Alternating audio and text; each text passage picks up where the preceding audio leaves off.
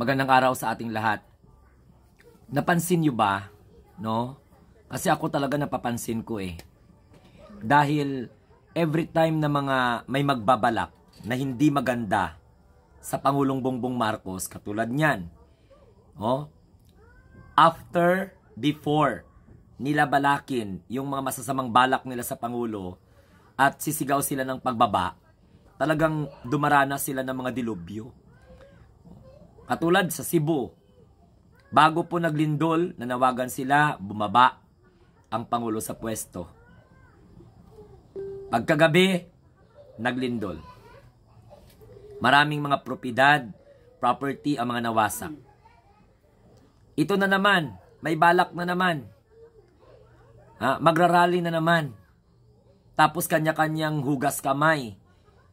Membro ng KOJC, INC, GIL, no? Pasensya na kasi nami-mention namin kayo kasi kayo lang naman ang mga miyembro ng simbahan na yan na talagang grabe ang mga pinaplano nyo sa Pangulo.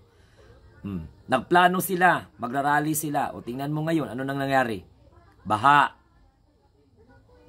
Yan ang price. Kasi bakit nyo kasi pilit na kinakalaban ng Pangulo na gumagawa naman ng kanyang trabaho? Hindi naglalamierda.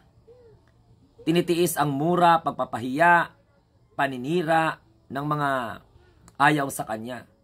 Pero balik tayo sa usapin, every time na may mga kababayan po tayo nagbabalak na hindi maganda sa ating mahal na Pangulong Bongbong Marcos na napakasipag, okay, napakabait, maprinsipyo, mayroon talagang mga sakuna na mga nangyayari.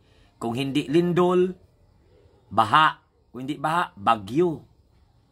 Tigilan na kasi ninyo ang paninira ninyo sa ating leader.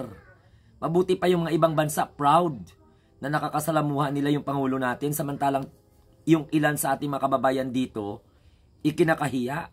Di mas namang grabe naman ang performance ng Pangulong Bongbong Marcos kumpara po sa mga naging Pangulo ng nakaraan, no, ng ating bansang Pilipinas.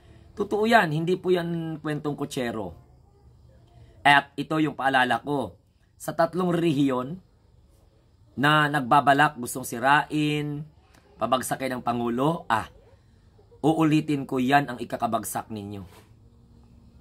Mararamdaman talaga ninyo yung sipa, no, ng Panginoon. Kasi alam nyo kung bakit. Sinuportahan ng taong bayan ng Pangulo na ito eh. Pagkatapos, sa gitna ng mga trabaho niya, sa susunod-sunod na mga sakuna sa ating bayan, ang mga kritiko patuloy na naninira, imbis na tumulong. Imbis na magalit kayo sa Pangulong Bongbong Marcos, imbis na pababain nyo siya, bakit hindi nyo na lang tulungan? Bakit hindi na lang natin pagtulungan?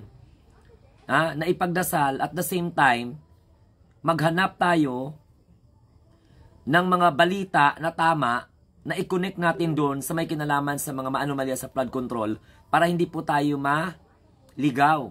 Hindi ma-divert yung attention natin sa mga nagmamanipula at gustong itago yung mga korupsyon, yung mga kasakiman, kabarubalan, no, kawalang hiyaan at kawalang kwenta na mga ginagawa ng mga politiko. At ito pa, no, sa mga kritiko ng ating mahal na Pangulo, and syempre, sa mga makaduterte na mga politiko, tumigil na kayo sa kaka-photo off. Nakakahiya, magatid na lang kayo ng tulong sa ating mga kababayan na biktiman po ng baha, ng bagyo. Tigilan nyo magpa-photo off, nakakabwisit, nakakarindi, nakakahiya.